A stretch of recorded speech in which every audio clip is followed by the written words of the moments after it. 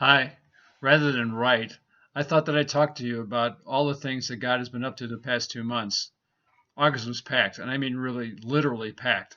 We sold our home in Clarendon Hills and packed it up in pods and moved to Elmhurst. We spent 6 weeks living with our daughter and her family, waiting for the closing of our new home. We're so thankful for God's answer to prayers, especially when I developed pneumonia. Can you imagine that? On top of everything, in the middle of everything, I get pneumonia. Well, God has found us a wonderful home, smaller, better suited for our lesser needs.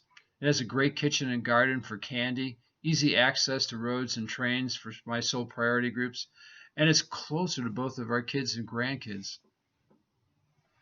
We feel God has led us to this house on this block to be block grandparents as an expression of Christ's love to all the young families in the community. In the middle of everything, I've been hosting leaders from the Navigators from the collegiate, NAV 20s, and workplace mission from around the country to be here in Chicago to discuss the progress on the Millennial Vocation Project. Now, what's that? Well, we've been engaged by the Lilly Endowment to develop resources that will inspire young millennials to see their work as part of God's call in their life.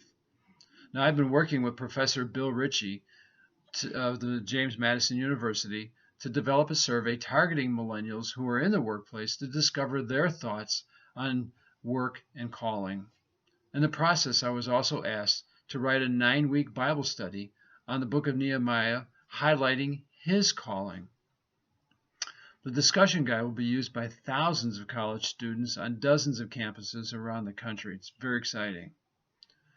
At the end, in 2 weeks, I'll be traveling up to northern Michigan to actually lead a retreat of young millennials ready to graduate college to talk about work and calling. Sole Priority continues to be used of God to transform lives. I've been blessed to meet some of the most amazing young men who have a heart to learn how to serve Jesus better in their work context.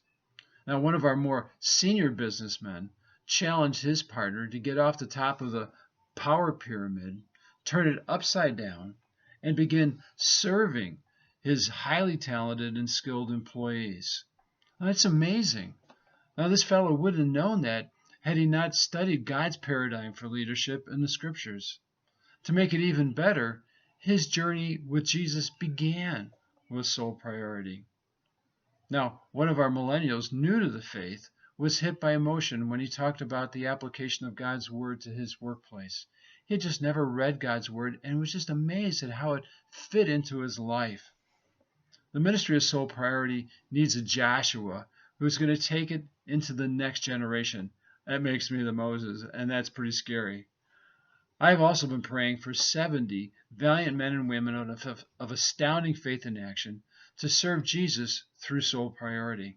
Now, this is going to require a major spiritual breakthrough of open doors and open hearts. So please join me in this prayer. If you have yet to partner with Sole Priority, please consider doing so. For those of you who have faithfully done so, don't stop now. Turn up the prayer power and let's watch God transform the business world and maybe the leadership of our country. Think of that. Through Sole Priority and the other various Christian ministries who are working with individuals in the workplace. Thanks so much for listening to this. May God bless you and give me a call. I'd love to hear what's going on in your life to pray with you and to pray for you. Blessings.